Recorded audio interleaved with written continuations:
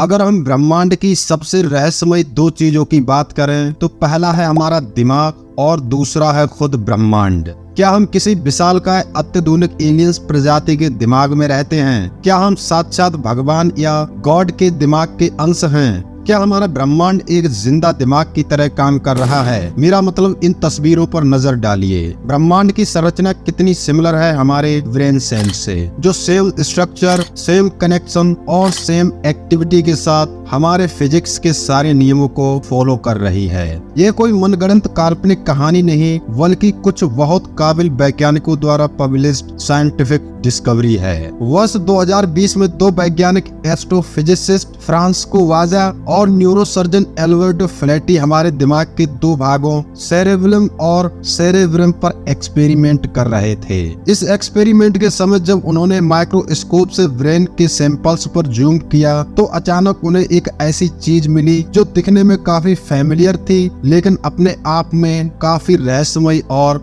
जटिल थी।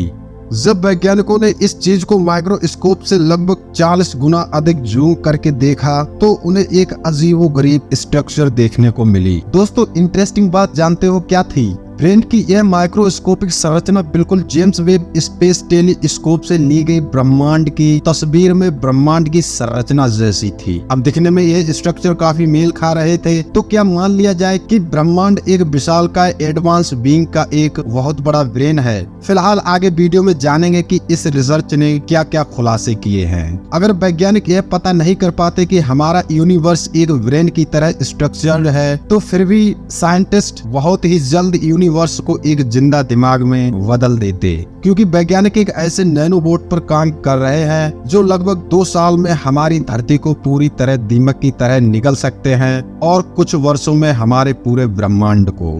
तो क्या यह टेक्नोलॉजी हम ह्यूमंस के लिए एक खतरा होगा या एक वरदान साबित होने वाली है? दरअसल नैनोबोट्स कौन सी बला है, कहानी में आगे चर्चा करेंगे। तो पहले समझते हैं कि इन खोजकर्ताओं द्वारा आखिर हमारे ब्रेन सेल्स और यूनिवर्स में क्या क्या समानताएं देखने को मिली। वैज्ञानिकों ने इसे 3 पार्ट्स में डिवाइड किया है। पहला है प्रेजेंस या उपस्थिति, दूसरा है स्ट्रक्चर या संरचना, तीसरा है कंपोजिशन या संगठन।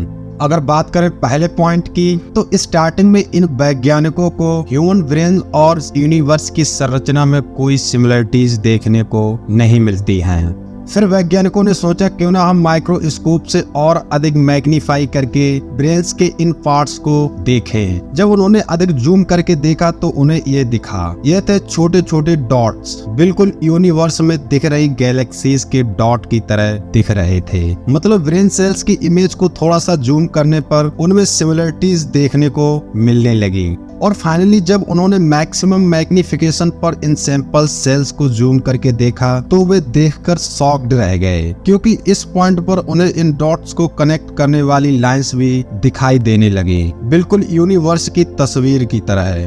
दूसरा पॉइंट था संरचना। वैज्ञानिकों ने देखा जिस तरह दिमाग में एक डॉट पड़ोस के 5 डॉट से लाइन द्वारा कनेक्टेड था, जिस प्रकार यूनिवर्स में गैलेक्सी 5 गैलेक्सीज द्वारा कनेक्टेड रहती हैं। फिर उन्होंने अपनी बात को और पुख्ता साबित करने के लिए अपने फाइनल पैरामीटर को कंपेयर करके देखा।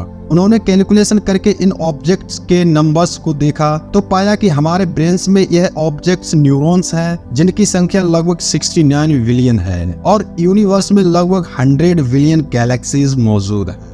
यह डिफरेंस काफी ज्यादा लग रहा है, लेकिन यदि हम बात करें औसतन हमारे ब्रेन में सिर्फ 30% ही न्यूरॉन्स का मास है और बाकी 70% मास अदर सब्सटेंस से बना हुआ है, जो कि न्यूरॉन्स से बिल्कुल भी इंटरेक्ट नहीं करता है। यह सब्सटेंस है पानी। इसी तरह यूनिवर्स में गैलेक्सीज का मास भी लगभग 30% है। यूनिवर्स में बाकी 70% डार्क एनर्जी है, जो कि यूनिवर्स में ऑब्जर्वेबल चीजों से बिल्कुल भी इंटरेक्ट नहीं करती है। तो क्या हम स्ट्रक्चर बेस पर यूनिवर्स को एक ब्रेन का प्रतिरूप कह सकते हैं? जैसे कि हमारे दिमाग का काम होता है सोचना, तो क्या यूनिवर्स भी सोच सकता है? मतलब ब्रह्मांड भी दिमाग की तरह जिंदा है, तो हमें पता कैसे चलेगा कि यह सोच सकता है? जब हमारे दिमाग में उपस्थित न्यूरॉन्स में एटॉमिक लेवल पर एक हलचल होती है, तब न्यूरॉन्स एक रैंडम रिएक्ट करने लगते हैं। इस रिएक्ट से यह न्यूरॉन्स अपने आसपास के न्यूरॉन्स को प्रभावित करने लगते हैं, जिससे इन सभी न्यूरॉन्स में एक कनेक्शन बनता है और इसी कनेक्शन की वजह से हमारा दिमाग सोच पाता है, मतलब दिमाग कोई भी विचार पैदा कर पाता है। इसी प्रकार यूनिवर्स में किसी गैलेक्सीज के अंदर स्टार या प्लैनेट्स एक दूसरे के साथ कोलैप्स करते हैं तो इनके इस रैंडम हलचल की वजह से इनमें आसपास चीजों में प्रभाव देखने को मिलता है और फिर यही आकर्षण पूरी गैलेक्सी को प्रभावित करता है, जो कि एक गैलेक्सी अन्य गैलेक्सी के साथ कम्युनिकेशन करता है, जो कि यूनिवर्स में एक घटना को जन्म देता है, बिल्कुल हमारे दिमाग में पैदा हुए विचार की तरह। तो अब क्या इन आंकड़ों के आधार पर मान लिया जाए कि हमारे दिमाग की तरह यूनिवर्स भी एक दिमागी प्रतिरूप की तरह जिंदा काम कर रहा है? वेल, हमारे वैज्ञानिकों के पास इसका अभी तक कोई भी जवाब नहीं है। तो इस तरह की खोज से वैज्ञानिकों का क्या मकसद है? यदि यह पता चल जाए कि यूनिवर्स एक दिमाग की तरह काम कर रहा है तो वैज्ञानिक एक बहुत बड़ी प्रॉब्लम सॉल्व कर सकते हैं और यह प्रॉब्लम है क्वांटम फिजिक्स और क्लासिकल फिजिक्स के बीच कनेक्शन ढूंढने का। क्लासिकल फिजिक्स में आइंस्टीन की थ्योरी ऑफ रिलेटिविटी के अनुसार हम स्टार, प्लैनेट्स, गैलेक्सी और ब्लैक होल्स जैसे मैसिव ऑब्जेक्ट्स के बिहेवियर के बारे में अंदाजा लगाते हैं। वही क्वांटम फिजिक्स में हम एटॉमिक लेवल पर जैसे इलेक्ट्रॉन, प्रोटॉन, न्यूट्रॉन और क्वार्क्स जैसे कणों के बिहेवियर के बारे में पता लगाते हैं। यह दोनों सिद्धांत अपने डोमेन के बाहर बिल्कुल यूजलेस हैं और हमारे वैज्ञानिकों के पास अभी तक ऐसी कोई थ्योरी या इक्वेशन नहीं है जो इन दोनों सिद्धांत को एक्सप्लेन कर सके। मींस प्रोटॉन से लेकर गैलेक्सीज तक सभी ऑब्जेक्ट्स के बिहेवियर को प्रेडिक्ट कर सके। यदि हम यूनिवर्स को एक ब्रेन मानते हैं तो इन दो इक्वेशंस की मदद से रिलेटिविटी और क्वांटम मैकेनिक्स को कुछ विशेष स्थितियों में सेम परिणाम प्राप्त कर सकते हैं। यूनिवर्स में ऐसे 26 फिजिकल कांस्टेंट हैं जिनकी सही मात्रा होने की वजह से ही हमारा पूरा ब्रह्मांड बन पाया है और आज तक टिका हुआ है। इन कांस्टेंट्स में यदि हम गुरुत्वाकर्षण कांस्टेंट को ही लें तो यदि इसकी वैल्यू थोड़ी सी भी ऊपर या नीचे होती तो हमारा ब्रह्मांड कभी भी नहीं बन पाता। और इसे वर्ष 1961 में एस्ट्रोफिजिसिस्ट रॉबर्ट एच डिके द्वारा प्रूफ किया गया था। लेकिन जहां एक तरफ इस थ्योरी को वैज्ञानिक सपोर्ट कर रहे हैं, वहीं दूसरी तरफ वैज्ञानिक इसे एक बकवास मान रहे हैं, क्योंकि इन वैज्ञानिकों का मानना है कि यह सिर्फ एक कंफर्मेशन बेस है जो हमें वही दिखाता है जो हम देखना चाहते हैं। वैज्ञानिक लुडविग बोल्ट्जमैन के अनुसार जो हम यह सब देख रहे हैं वो महज एक इल्यूजन है। इसको इस तस्वीर से समझने की कोशिश करते हैं जो कि एक सटीक कोण पर ही एक प्रॉपर इमेज दिखती है, लेकिन यदि कोण बदल कर देखें तो यह सिर्फ एक रैंडम लकड़ी की संरचना दिखेगी। यही चीज जेम्स वेब स्पेस टेलीस्कोप द्वारा ली गई इमेज में भी हो सकती है, क्योंकि जैसे ही हम अपना पर्सपेक्टिव चेंज करेंगे वैसे ही इमेज में दिख रही गैलेक्सीज के डॉट का अरेंजमेंट भी चेंज हो जाएगा। अगर सच में हम मान भी ले कि हमारा दिमाग इस तरह की किसी इल्यूजन में कंफ्यूज नहीं हुआ है, तब भी यूनिवर्स को ब्रेन जैसा लिविंग ऑब्जेक्ट की तरह देखने पर एक बहुत बड़ी प्रॉब्लम सामने आती है।